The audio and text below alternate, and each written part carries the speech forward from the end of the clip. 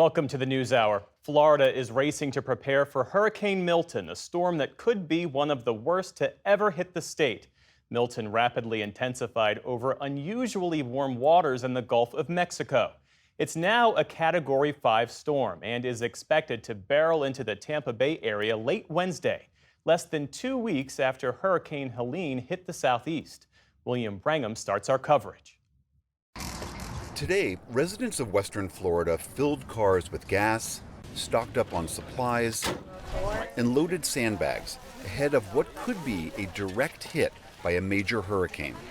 Honestly, when this one is kind of one that we're like a little worried about just because of how it's coming and the way it's coming straight towards us. So we're just trying to brace out for much as we can. As the day wore on, even stores nearly 100 miles inland began to run out of supplies. Governor Ron DeSantis implored Floridians to be ready for the worst-case scenario. We urge you to execute your plan now. Let's prepare for the worst, and let's pray that we get a weakening and hope for the least amount of damage as possible. But we must be prepared for a major impact to the west coast of Florida. Milton is expected to lash the Tampa Bay area by Thursday morning with a catastrophic storm surge of up to 15 feet, torrents of rain, and fierce winds. It would be the first major hurricane to directly hit the area in more than a century. The number one message Last night, Tampa's mayor, Jane Castor, gave a dire warning to those who have been ordered to evacuate. I can say without any dramatization whatsoever, if you choose to stay in one of those evacuation areas, you're going to die. Many seem to be listening. Cars clogged the main highways north and east as people fled the coast. It's a matter of life and death based on that roadway. It's a matter of life and death.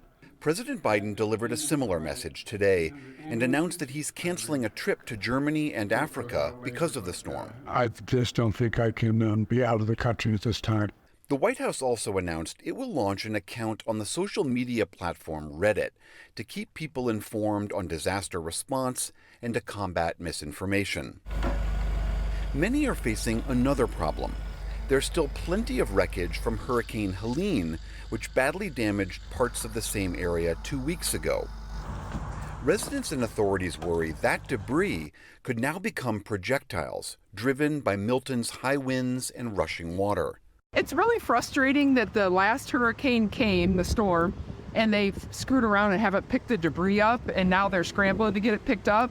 And if this one does hit, it's going to be flying missiles. Stuff's going to be floating, flying in the air. Milton grazed Mexico today, mostly sparing the Yucatan Peninsula.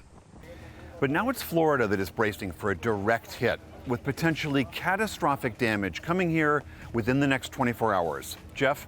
William Brangham reporting tonight from Orlando. William, thank you.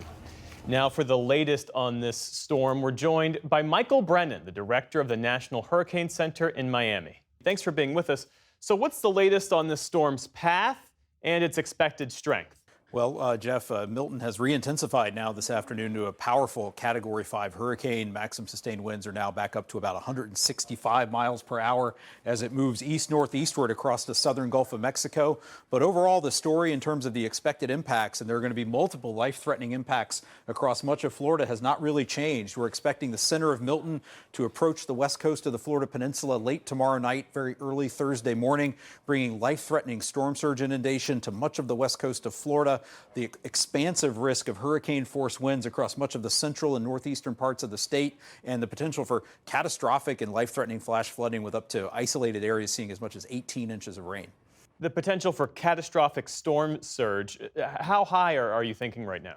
Well, in this area here, if we zoom in and take a look at this area here from, say, Pinellas County, the Tampa Bay area, Hillsborough County, Manatee, down to Sarasota, somewhere in this purple area, we will expect to see 10 to 15 feet of inundation above ground level. So I'm 6 feet tall. That's water up to maybe 2.5 times taller than I am. And so this is really the potential for destructive, life-threatening storm surge. That's why people have been asked to leave the evacuation zones in these areas. And even if we go farther south along the coast of Florida, because Milton is going to be such a big hurricane, you even get down to places like Port Charlotte, Cape Coral, Fort Myers, we're looking for 8 to 12 feet of inundation, still well south of where the center crosses the coast. Help us understand how this storm went from a damaging tropical storm to one of the strongest storms ever in the Atlantic. Well, it found that perfect combination of very, very warm, deep ocean waters over the Gulf of Mexico, very favorable atmospheric conditions in terms of very moist air, no strong upper level winds, the structure it was able to obtain and rapidly intensify, as we saw yesterday, getting to Category 5 strength, now coming back up to Category 5. But the main message for people in Florida is that while Milton's not expected to be a Category 5 hurricane, maybe not even a Category 4 at landfall, the storm's going to double in size. Its tropical storm and hurricane force wind field is going to dramatically expand in the next 24 to 36 hours, and that's going to increase that risk for the dangerous storm surge. We have hurricane warnings in effect for everywhere you see in red here, the entire I-4 corridor, Orlando, Melbourne, Tampa, up to St. Augustine, pretty much the entire central portion of the state at risk from damaging hurricane force winds. So this is not a storm that people, especially in the Tampa area, should expect to be able to ride out. Yeah, if you're in a storm surge evacuation zone, you should try to get out as soon as you can. Conditions are going to deteriorate on Wednesday. You could be cut off from evacuating. And you don't have to drive hundreds of miles to get to a safe location, just tens of miles out of those evacuation zones. Everybody else who lives inland in this hurricane warning area, you want to find a safe place to shelter in place, certainly by midday tomorrow, and be prepared to shelter in place through Wednesday night and well into Thursday.